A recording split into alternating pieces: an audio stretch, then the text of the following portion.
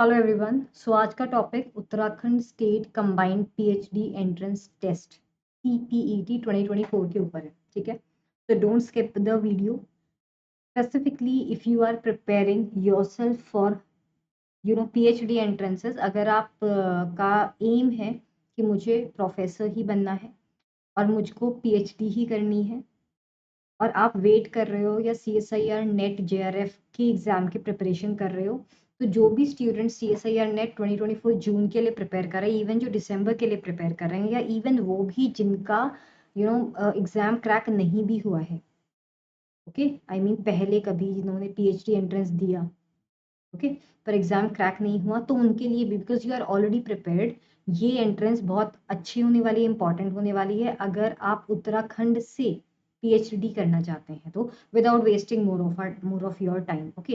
Because sometimes हमारा समय जाता रहता है। आपका एक साल में एक बार CSIR नेट होता है, 2 बार नेट होता है, जिसमें हमेशा हमको एडमिशन मतलब क्रैक नहीं हो पाता, तो इसलिए हमें फोकस करना है अपने पीएचडी एंट्रेंस पे। और अगर वो आईआईटीज या एनआईटीज या फिर और बड़े यूनिवर्सिटीज से हमको अगर पीएचडी नहीं हो रही है, तो we can try for Uttarakhand state combined PhD also, okay. Even अगर आपका CSIR नेट हो भी रखा है, तो भी आप यहाँ से पीएचडी कर सकते हैं अगर आप चाहते हैं तो, ठीक है। तो हम इसके थोड़े से डिटेल्स देख लेते हैं गाइस, राइट। तो सबसे पहले इसमें कौन कौन सी यूनिवर्सिटीज पार्टिसिपेट कर रही हैं उत्तराखंड की। Sridev Suman university, Shobhan Singh Jeena university, Uttarakhand open university and Kumaon university, ठीक है। तो यहाँ पे ये जो है आपका एक्चुअली पीएचडी एंट्रेंस है 2024 के लिए। और ये किस तरीके से होगा, क्या इसकी एलिजिबिलिटी क्राइटेरिया है। तो सबसे पहले तो आपके पास मास्टर्स डिग्री होनी चाहिए, ठीक है, रेलेवेंट डिसिप्लिन में। जैसे कि आप पीएचडी करना चाहते हैं फिजिक्स में, तो आपके पास MSc फिजिक्स होना चाहिए, ठीक है। बाकी और जो रिक्वायरमेंट्स हैं, तो अगर आप CSIR नेट JRF क्रैक्ड हैं, तो फिर आपको ये एग्जाम देने की जरूरत है, आप डायरेक्टली इंटरव्यू के लिए अपीयर हो सकते हैं। अगर आपका मिनिमम परसेंटेज जो है आपके मास्टर्स में, वो मिनिमम 55% होना चाहिए, ठीक है। फिर वो कैटेगरी के अकॉर्डिंग डिवाइड हो रखा है। अगर आप BSc ऑनर्स है, 4 ईयर प्रोग्राम है, तो फिर आपका मिनिमम 75% मार्क्स होने चाहिए। एज लिमिट अपर तो नहीं है, ठीक है, there is no upper age limit. तो अगर आप किसी भी एज के हैं, आप पीएचडी प्रोग्राम के लिए एनरोलमेंट कर सकते हैं, ठीक है। तो रजिस्ट्रेशन कैसे करना है हमें, तो कैंडिडेट्स को ऑनलाइन रजिस्ट्रेशन करना है, एप्लीकेशन फॉर्म को फिलअप करना है, डॉक्यूमेंट्स अपलोड करने हैं आपके जो भी मेंशन होंगे वहाँ पे, जैसे कि मार्कशीट, सर्टिफिकेट, रिसर्च प्रपोजल। तो आपको पेमेंट करना है, जो पेमेंट होगा general, EWS and OBC categories के लिए गाइस वो है 2550, और SC ST एक्सेट्रा के लिए है 2050 रुपीज, ठीक है। तो आप सबमिट कर लेंगे बिफोर डेडलाइन। तो एग्जाम मोड कैसा रहने वाला है, एग्जाम मोड आपका ऑफलाइन होगा। एग्जाम ड्यूरेशन आपका 2 आवर्स का होगा। क्वेश्चन में आपके जो क्वेश्चंस हैं टोटल वो 100 होंगे, ठीक है, जिसमें 50 क्वेश्चंस जो है वो रिसर्च एप्टीट्यूड के ऊपर होंगे, और 50 क्वेश्चंस आपके कैसे होंगे, आपके सब्जेक्ट बेस पे होंगे, लेट्स से केमिस्ट्री, फिजिक्स और व्हाट्सएवर, राइट। सो ये चीज़ है।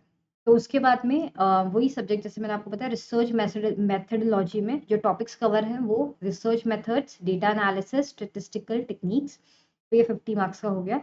स्पेशलाइजेशन जो भी आपका टॉपिक है, फिजिक्स केमिस्ट्री, वो आपका अलग पेपर होगा, ठीक है। रिजर्वेशन एंड कोटा का हम केस देखें तो कैटेगरीज हैं, रिजर्व्ड भी वहाँ पे जैसे कि हर जगह होती ही है, ठीक है। तो अब application important dates and deadlines क्या है, तो एप्लीकेशन स्टार्ट डेट जो है वो है 3 जुलाई and it will end by 22 July.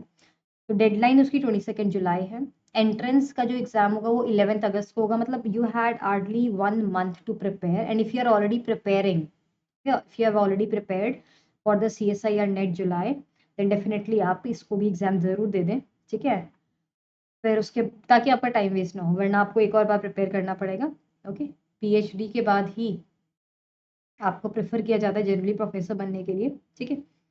तो उसके बाद काउंसलिंग होगी और एडमिशन प्रोसेस आपका हो जाएगा। अगर आपको कुछ भी कॉन्टैक्ट इन्फॉर्मेशन चाहिए तो आप मेल कर सकते हैं rdc@ku.ac.in में, या फिर आप फ़ोन भी कर सकते हैं उनको इस नंबर पे। वेबसाइट का लिंक मैं डिस्क्रिप्शन में भी डाल दूंगी, ठीक है। बाकी उसके अलावा जो चीज़ें हैं थोड़ा और डिटेल्स में, वो मैं आपको यहाँ बता देती हूँ कि little bit more details on the concept, ठीक है। जो चीज़ हम डिस्कस कर चुके हैं ऑलरेडी, जैसे कि मैंने आपको बताया, जो आपका फ़ी रहने वाला है वो इतना है, ठीक है। यही मान के चलें, SC ST कैटेगरी के हैं तो 2050 है, ठीक है। तो आपको फॉर्म फिलअप करने के लिए इस वेबसाइट पे जाना है, जिसका लिंक मैं डिस्क्रिप्शन में डाल दूंगी। सो ये need not to worry on that. थोड़ा सा और स्पेसिफाई करना था मुझे कुछ चीज़ें, ठीक है। ये जैसे कि दो कंबाइंड PhD एंट्रेंस टेस्ट की अगर हम बात करते हैं, तो पैटर्न ऑफ एग्जामिनेशन क्या है। तो इसमें 2 पेपर्स होंगे, ठीक है। Both the papers will consist of objective type and multiple choice questions, okay. And there will be no break between the papers. मतलब आपके 2 पेपर होंगे, 50 मार्क्स के 50 क्वेश्चंस, 50 मार्क का 50 क्वेश्चन। तो वन पेपर, फर्स्ट पेपर का आपका जो है, this is based on the research methodology, जो आपको टॉपिक्स बताए थे, और 50 मार्क्स का आपका सब्जेक्ट बेस्ड होगा। टोटल मिला के आपको 2 आवर्स मिलेंगे इन 100 क्वेश्चंस को सॉल्व करने के, ठीक है।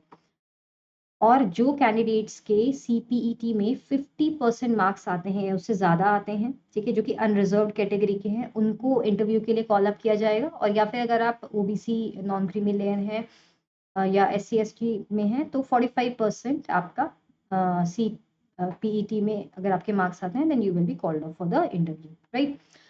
सो उसके बाद में, after the combined test 30 marks interview will be held at the university participating in UPC PET, ठीक है। तो डिपेंडिंग अपॉन कि जो जो कैंडिडेट्स आपके एग्जाम क्रैक करने के बाद में शॉर्टलिस्ट हुए हैं, उनको इंटरव्यू के लिए बुलाया जाएगा।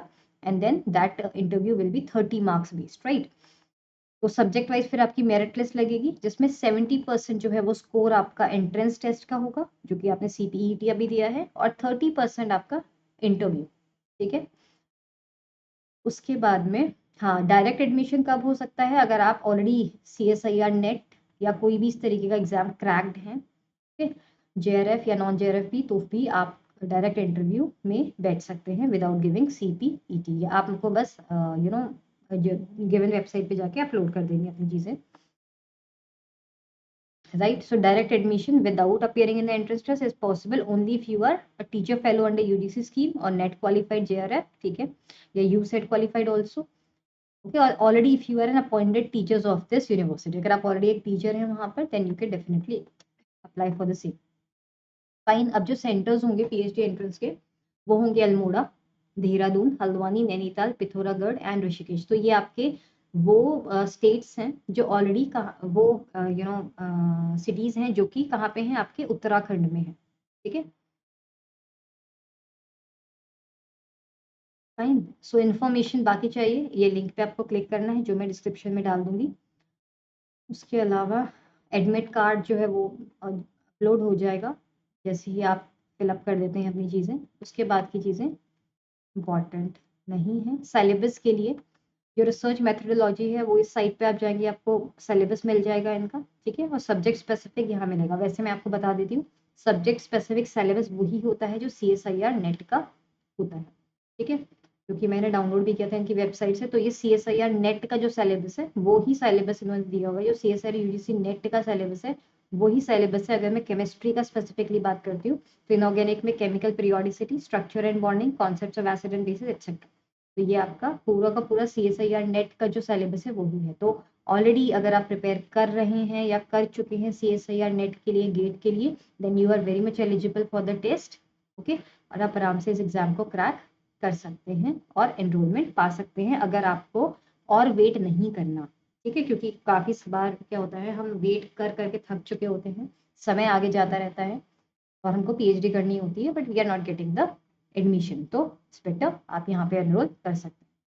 अब यूनिवर्सिटी वाइज जो CPET में कौन कौन से सब्जेक्ट्स अवेलेबल हैं, तो कुमाऊं यूनिवर्सिटी में BT है, बॉटनी है, chemistry, commerce, drawing, painting, economics, English, geography, Hindi, history, home science, library information science, mathematics, music, pharmaceutical science, physics, political science, psychology, Sanskrit, sociology, zoology, and ऐसे ही कुछ स्पेसिफिक सब्जेक्ट्स हैं श्री देव सुमन university में। SSJ में भी इसी तरीके के सब्जेक्ट्स हैं, आप देख सकते हैं। And similarly Uttarakhand Open University. So depending upon your subjects, okay, depending upon your subjects, you can get enrollment, okay, in PhD, right? Fine. So बाकी ये कुमाऊं यूनिवर्सिटी नैनीताल के थ्रू था। कॉन्टैक्ट इन्फॉर्मेशन ऑलरेडी मैंने आपको दी हुई है, फिर भी एक बार आप यहाँ पे भी देख सकते हैं। फर्दर कोई भी क्वेरी है तो आप यहाँ पे जाके कॉल कर सकते हैं। चलिए, सो मैं आपको नेक्स्ट वीडियो में मिलती हूँ, तब तक के लिए take care and do share this with all the student those who are those who want to pursue PhD, okay, and don't miss this chance, because ये आपको बहुत ही विद इन 1 मंथ आप एनरोलमेंट पा सकते हैं, rather waiting for 6 or 1 year more. Okay, चलिए, take care.